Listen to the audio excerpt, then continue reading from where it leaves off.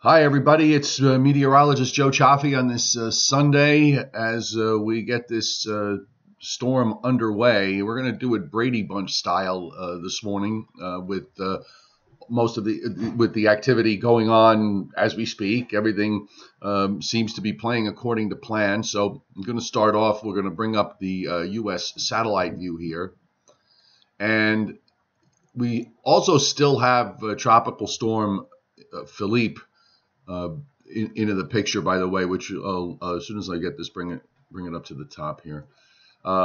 Philippe is at the bottom tail of this long line of clouds on the satellite loop that runs from southeastern Canada all up and down the coast. We're still trying to figure out the issue about multiple low centers late this afternoon into tonight, but the European and the GFS and even the NAM, and the NAM all in some way indicate the threat that there's going to be some strong winds. So I think the best approach right now is to just basically cover everywhere from coastal New Jersey right through southern New England and Long Island, with this idea that there will be some strong winds late this afternoon and tonight, but particularly from New York City east and Long Island and in Long Island Sound, coastal Connecticut.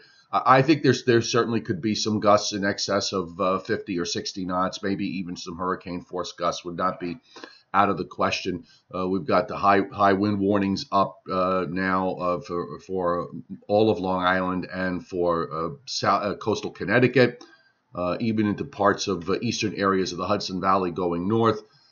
This is the tough part of the call is going to be whether the European is going to wind up being more correct, where there's a really widespread area of hurricane force gusts that goes all the way down the New Jersey coast. But you know what? Just expect the worst, I guess. And if it comes out to be something less, that's a good thing, not a bad thing. Now, the other issue, of course, is the rain, and that seems to be working out so far. We've had the first surge of rain move through parts of southeastern New York and southwestern New England and into northern New Jersey. You can see there's heavier rains back through eastern Pennsylvania, and the flash flood watch through all of this has been expanded to cover just about all of eastern PA, all of New Jersey, on up into New York State and much of New England and Long Island. So that pretty much makes sense.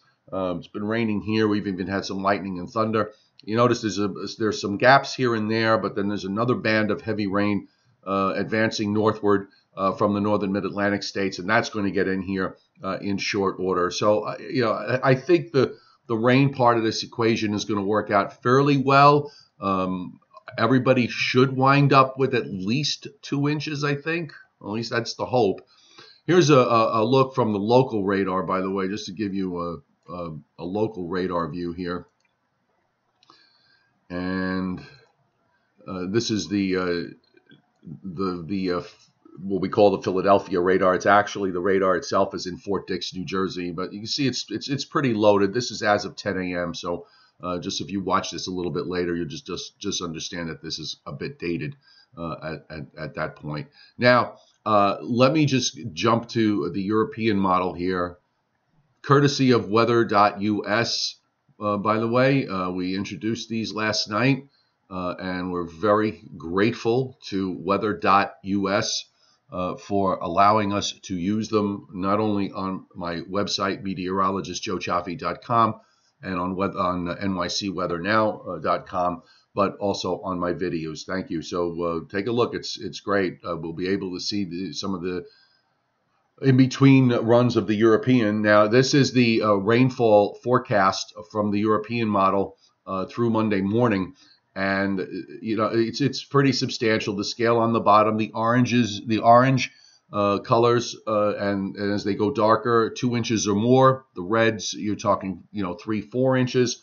So it looks like just about everybody, just about everyone gets at least a couple of inches, and then of course you've got some favored areas that are in the 3 to 4 inch plus range. Maybe this will be one of those instances where someone's going to wind up finishing on the upside with regards to this. as far as rainfall is concerned, and everybody's getting it, so that's a good thing. I was starting to really worry about the fact that if we couldn't wind up with at least a large part of this area getting at least 2 inches of rain out of this, that that we were never going to see any rain again. So let's jump to the weather models here, and I'm going to just pull up the GFS here for today, and all right, I'm just going to try to make this a little smaller so you can see it a bit more of it. Let's let me see if this works. Okay, so here we have, here's your GFS for this morning. This is the latest model run, the low developing off North Carolina by this evening. We're looking at this.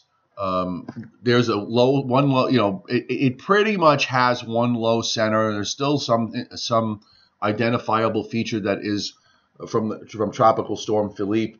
But for the most part, it does have this one low center sitting just east of the central New Jersey coast and south of central Long Island. Certainly, if you look at the isobars here, they're pretty tight for Long Island to New York City and into southern Connecticut. So at least from the standpoint of the GFS, you would have strong winds north and east of the low center. And they certainly could be at every bit of 50 to 60 knots. And then, of course, everything pulls away. Notice for you folks in southern New England, by the way, on the southeastern corner of this may be the reflection of whatever is left of Tropical Storm Philippe as it gets absorbed by this the stronger non-tropical storm to the northwest. So there might be an identifiable feature here that moves into southern southeastern New England and brings you heavy rains and maybe some bursts of wind. So you just might want to be aware of this for the overnight. And of course, everybody's going to get into strong gusty winds for the overnight from the northwest once the wind shifts around, and that'll continue through the first part of the day on Monday. Now, the European, I'm going to show you at least from the surface map here on the European. Hang on, we'll just have to get to it. And again, we only have the on this particular site.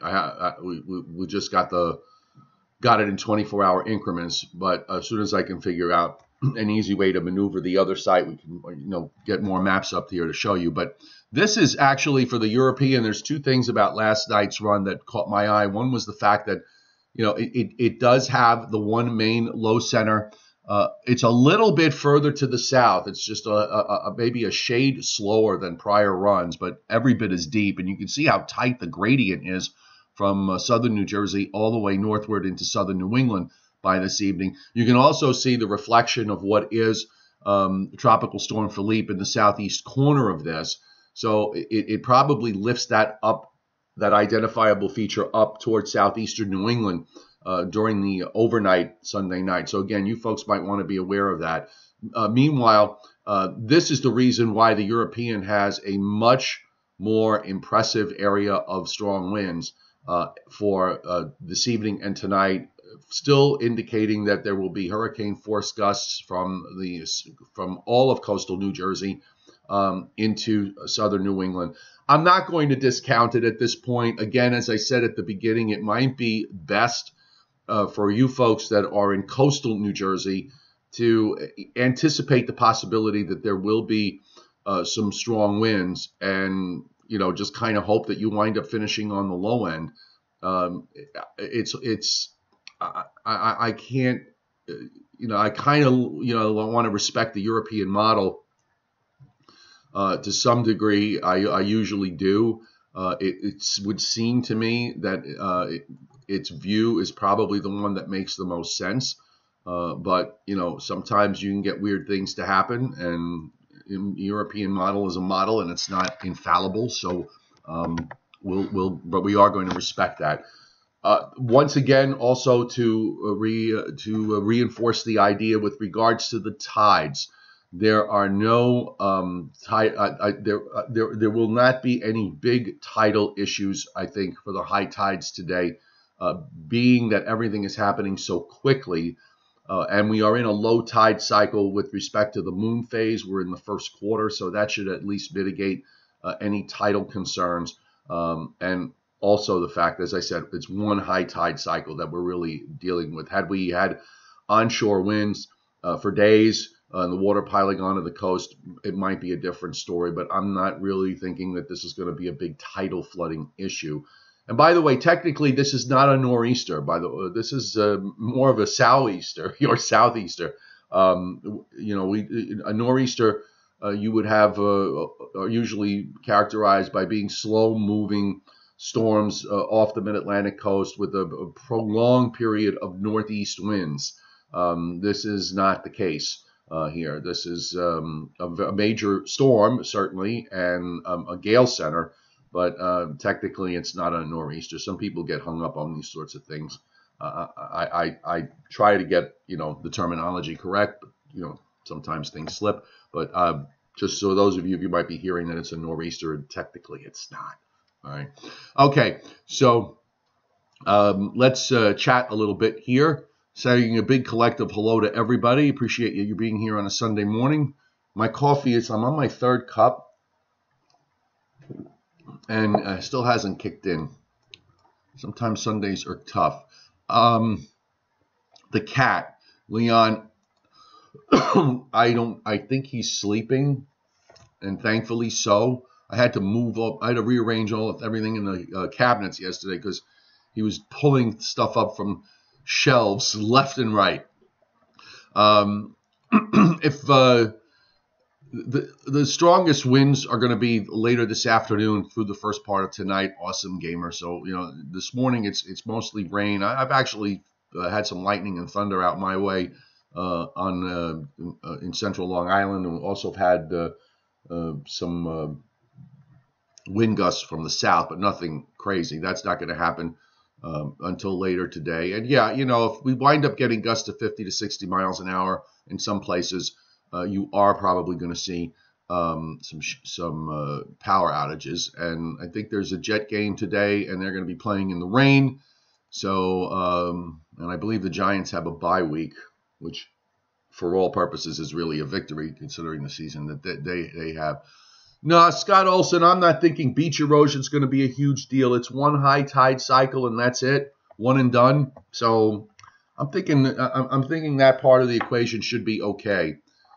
And Relic Digger, you might get some gusty winds up your way in Syracuse when that low center comes up through upstate New York later tonight. And also the heavy rains that are going to be moving up all the way up your way too. So you will participate. Tony M., good morning to you. Good to see you here. You did rain all night up there. I'm not surprised. You're getting some big rains. You'll probably wind up with at least several inches before it's all said and done up in that way. I thought he was asleep. He's just made an appearance here. Let me see if he's going to come into camera. Kovu, come on. No? There we go. Yeah. Everyone say hello to everybody?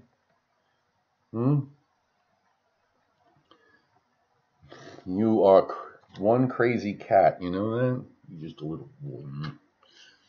He's one of the most, I always tell people that say they don't like cats, it's because you're seeing somebody else's cat and they are different when they're yours. But this guy is just, he loves people, so anytime anyone's around, he goes running to them, and he's awesome. But he's got this thing about getting into cabinets and pulling down bottles of vitamins and eating fish oil capsules. All right, folks. I am going to keep this short today. I got a lot to do, and we've got this storm underway. So check out everything on meteorologistjoecioffi.com and nycweathernow.com with Angry Ben. I'll be live streaming again probably sometime this evening. So look for that. And in the meantime, have a great Sunday. All right, and I'm going to now switch over to Facebook. So if you want to join me on my Facebook page, meteorologist Joe Cioffi, I'll be live streaming on Facebook in a few minutes. Have a great day and stay safe.